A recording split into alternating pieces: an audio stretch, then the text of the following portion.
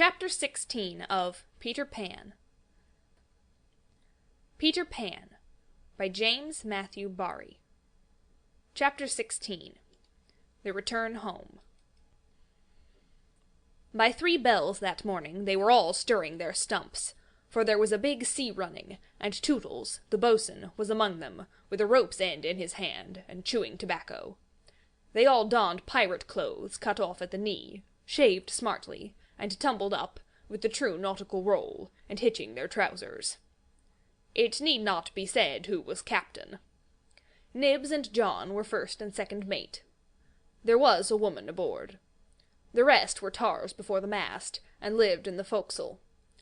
Peter had already lashed himself to the wheel, but he piped all hands, and delivered a short address to them, said he hoped they would do their duty like gallant hearties, but that he knew they were the scum of Rio and the Gold Coast, and if they snapped at him he would tear them.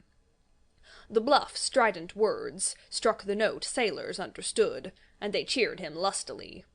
Then a few sharp orders were given, and they turned the ship round, and nosed her for the mainland. Captain Pan calculated, after consulting the ship's chart, that if this weather lasted they should strike the Azores, about the 21st of June, after which it would save time to fly.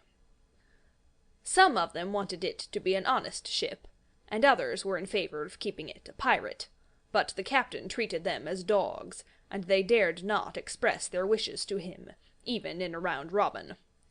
Instant obedience was the only safe thing. Slightly got a dozen for looking perplexed when told to take soundings. The general feeling was that Peter was honest just now, to lull Wendy's suspicions, but that there might be a change when the new suit was ready, which, against her will, she was making for him out of some of Hook's wickedest garments. It was afterwards whispered among them that on the first night he wore this suit, he sat long in the cabin, with Hook's cigar-holder in his mouth, and one hand clenched, all but for the forefinger, which he bent and held threateningly aloft, like a hook. Instead of watching the ship, however, we must now return to that desolate home from which 3 of our characters had taken heartless flight so long ago. It seems a shame to have neglected number 14 all this time, and yet we may be sure that Mrs. Darling does not blame us. If we had returned sooner to look with sorrowful sympathy at her, she would probably have cried, "Don't be silly. What do I matter? Do go back and keep an eye on the children." So long as mothers are like this, their children will take advantage of them, and they may lay to that. Even now we venture into that familiar nursery only because its lawful occupants are on their way home. We are merely hurrying on in advance of them, to see that their beds are properly aired, and that Mr. and Mrs. Darling do not go out for the evening. We are no more than servants. Why on earth should their beds be properly aired, seeing that they had left them in such a thankless hurry? Would it not serve them jolly well right if they came back and found that their parents were spending the weekend in the country? It would be the moral lesson they have been in need of ever since we met them. But if we contrived things in this way, Mrs. Darling would never forgive us. One thing I should like to do immensely, and that is to tell her, in the way authors have, that the children are coming back, that indeed they will be here on Thursday week. This would spoil so completely the surprise to which Wendy and John and Michael are looking forward. They have been planning it out on the ship. Mother's rapture, father's shout of joy, Nana's leap through the air to embrace them first, when what they ought to be prepared for is a good hiding. How delicious to spoil it all by breaking the news in advance, so that when they enter grandly, Mrs. Darling may not even offer Wendy her mouth, and Mr. Darling may exclaim pettishly, "Dash it all, here are those boys again." However, we should get no thanks even for this. We are beginning to know Mrs. Darling by this time, and may be sure that she would upbraid us for depriving the children of their little pleasures. But, my dear madam, it is 10 days till Thursday week, so that by telling you what's what, we can save you 10 days of unhappiness. Yes, but at what cost? By depriving the children of 10 minutes of delight. Oh, if you look at it in that way. What other way is there in which to look at it? You see, the woman had no proper spirit. I had meant to say extraordinarily nice things about her, but I despise her, and not one of them will I say now. She does not really need to be told to have things ready, for they are ready. All the beds are aired, and she never leaves the house. And observe, the window is open. For all the use we are to her, we might well go back to the ship. However, as we are here, we may as well stay and look on. That is all we are, lookers-on. Nobody really wants us, so let us watch and say jaggy things in the hope that some of them will hurt. The only change to be seen in the night nursery is that between 9 and 6 the kennel is no longer there. When the children flew away, Mr. Darling felt in his bones that all the blame was his for having chained Nana up, and that from first to last she had been wiser than he. Of course, as we have seen, he was quite a simple man. Indeed, he might have passed for a boy again, if he had been able to take his baldness off. But he had also a noble sense of justice, and a lion's courage to do what seemed right to him. And having thought the matter out with anxious care, after the flight of the children, he went down on all fours, and crawled into the kennel. To all Mrs. Darling's dear invitations to him to come out, he replied, sadly but firmly, "No, my own one, this is the place for me." In the bitterness of his remorse, he swore that he would never leave the kennel until his children came back. Of course this was a pity, but whatever Mr. Darling did he had to do in excess, otherwise he soon gave up doing it. And there never was a more humble man than the once proud George Darling, as he sat in the kennel of an evening, talking with his wife of their children, and all their pretty ways. Very touching was his deference to Nana. He would not let her come into the kennel, but on all other matters he followed her wishes implicitly. Every morning the kennel was carried, with Mr. Darling in it, to a cab, which conveyed him to his office, and he returned home in the same way at 6. Something of the strength of character of the man will be seen, if we remember how sensitive he was to the opinion of neighbours. This man, whose every movement now attracted surprised attention. Inwardly he must have suffered torture, but he preserved a calm exterior, even when the young criticized his little home, and he always lifted his hat courteously to any lady who looked inside. It may have been quixotic, but it was magnificent. Soon the inward meaning of it leaked out, and the great heart of the public was touched. Crowds followed the cab, cheering it lustily. Charming girls scaled it to get his autograph. Interviews appeared in the better class of papers, and society invited him to dinner and added, "Do come in the kennel." On that eventful Thursday week, Mrs. Darling was in the night nursery, awaiting George's return home, a very sad-eyed woman. Now that we look at her closely, and remember the gaiety of her in the old days, all gone now, just because she has lost her babes, I find I won't be able to say nasty things about her after all. If she was too fond of her rubbishy children, she couldn't help it. Look at her in her chair, where she has fallen asleep. The corner of her mouth, where one looks first, is almost withered up. Her hand moves restlessly on her breast, as if she had a pain there. Some like Peter best, and some like Wendy best, but I like her best. Suppose, to make her happy, we whisper to her in her sleep that the brats are coming back. They are really within 2 miles of the window now, and flying strong, but all we need whisper is that they are on the way. Let's. It is a pity we did it, for she has started up, calling their names, and there is no one in the room but Nana. "Oh, Nana, I dreamt my dear ones had come back." Nana had filmy eyes, but all she could do was put her paw gently on her mistress's lap, and they were sitting together thus when the kennel was brought back.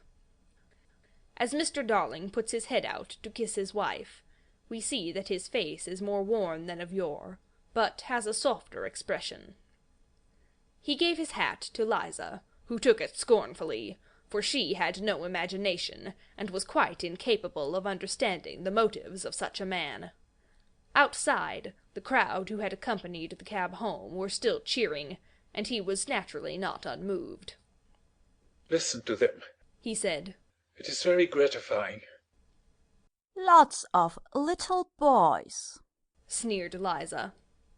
There were several adults today, he assured her with a faint flush, but when she tossed her head he had not a word of reproof for her. Social success had not spoilt him. It had made him sweeter.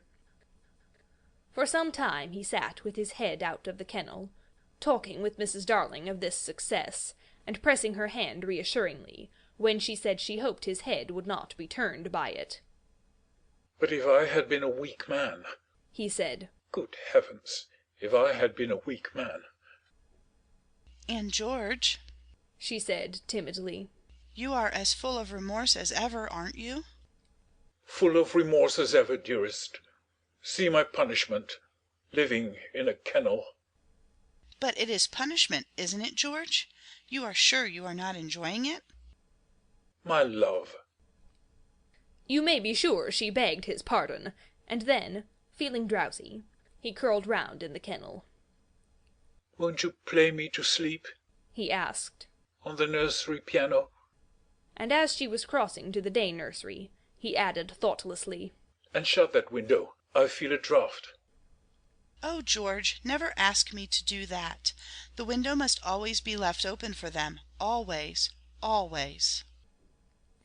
Now it was his turn to beg her pardon, and she went into the day nursery and played, and soon he was asleep. And while he slept, Wendy and John and Michael flew into the room. Oh, no, we have written it so, because that was the charming arrangement planned by them before we left the ship, but something must have happened since then, for it is not they who have flown in. It is Peter and Tinker Bell. Peter's first words tell all. "Quick, Tink," he whispered. "close the window, bar it. That's right. Now you and I must get away by the door, and when Wendy comes, she'll think her mother has barred her out, and she will have to go back with me." Now I understand what had hitherto puzzled me. Why, when Peter had exterminated the pirates, he did not return to the island, and leave Tink to escort the children to the mainland. This trick had been in his head all the time. Instead of feeling that he was behaving badly, he danced with glee. Then he peeped into the day nursery to see who was playing. He whispered to Tink, "It's Wendy's mother. She is a pretty lady, but not so pretty as my mother. Her mouth is full of thimbles, but not so full as my mother's was." Of course he knew nothing whatever about his mother, but he sometimes bragged about her. He did not know the tune, which was Home, Sweet Home, but he knew it was saying, "Come back, Wendy, Wendy, Wendy." And he cried exultantly, "You will never see Wendy again, lady, for the window is barred." He peeped in again to see why the music had stopped, and now he saw that Mrs. Darling had laid her head on the box, and that 2 tears were sitting on her eyes. "She wants me to unbar the window," thought Peter. "but I won't, not I." He peeped again, and the tears were still there, or another 2 had taken their place. "She's awfully fond of Wendy," he said to himself. He was angry with her now, for not seeing why she could not have Wendy. The reason was so simple. "I'm fond of her too. We can't both have her, lady." But the lady would not make the best of it, and he was unhappy. He ceased to look at her, but even then she would not let go of him. He skipped about and made funny faces, but when he stopped it was just as if she were inside him, knocking. "Oh, all right," he said at last, and gulped. Then he unbarred the window. "Come on, Tink," he cried, with a frightful sneer at the laws of nature. "We don't want any silly mothers." And he flew away. Thus Wendy and John and Michael found the window open for them after all, which, of course, was more than they deserved. They alighted on the floor, quite unashamed of themselves, and the youngest one had already forgotten his home. "John," he said, looking around him doubtfully. "I think I have been here before." "Of course you have, you silly. This is your old bed." "So it is," Michael said, but not with much conviction. "I say," cried John, "the kennel." and he dashed across to look into it. "Perhaps Nana is inside it," Wendy said. But John whistled. "Hullo," he said. "there's a man inside it." "It's Father!" exclaimed Wendy. "Let me see Father." Michael begged eagerly, and he took a good look. "He is not so big as the pirate I killed," he said, with such frank disappointment that I am glad Mr. Darling was asleep. It would have been sad if those had been the first words he heard his little Michael say. Wendy and John had been taken aback somewhat at finding their father in the kennel. "Surely," said John, like one who had lost faith in his memory. "he used not to sleep in the kennel." "John," Wendy said falteringly. "perhaps we don't remember the old life as well as we thought we did." A chill fell upon them, and served them right. "'Tis very careless of Mother," said that young scoundrel, John. "not to be here when we come back." It was then that Mrs. Darling began playing again. "It's Mother!" cried Wendy, peeping. "So it is," said John. "Then are you not really our mother, Wendy?" asked Michael, who was surely sleepy. "Oh dear!" exclaimed Wendy, with her first real twinge of remorse. "It was quite time we came back." "Let us creep in," John suggested. "and put our hands over her eyes." But Wendy, who saw that they must break the joyous news more gently, had a better plan. "Let us all slip into our beds, and be there when she comes in, just as if we had never been away." And so, when Mrs. Darling went back to the night nursery to see if her husband was asleep, all the beds were occupied. The children waited for her cry of joy, but it did not come. She saw them, but she did not believe they were there. You see, she saw them in their beds so often in her dreams that she thought this was just the dream hanging around her still. She sat down in the chair by the fire, where in the old days she had nursed them. They could not understand this, and a cold fear fell upon all the three of them. "Mother!" Wendy cried. "That's Wendy," she said, but still she was sure it was the dream. "Mother?" "That's John," she said. "Mother!" cried Michael. He knew her now. "That's Michael," she said, and she stretched out her arms for the three little selfish children they would never envelop again. Yes, they did. They went round Wendy and John and Michael, who had slipped out of bed and run to her. "George, George!" she cried when she could speak, and Mr. Darling woke to share her bliss, and Nana came rushing in. There could not have been a lovelier sight, but there was none to see it, except a little boy, who was staring in at the window. He had had ecstasies innumerable that other children can never know, but he was looking through the window at the one joy from which he must be forever barred. End of chapter 16.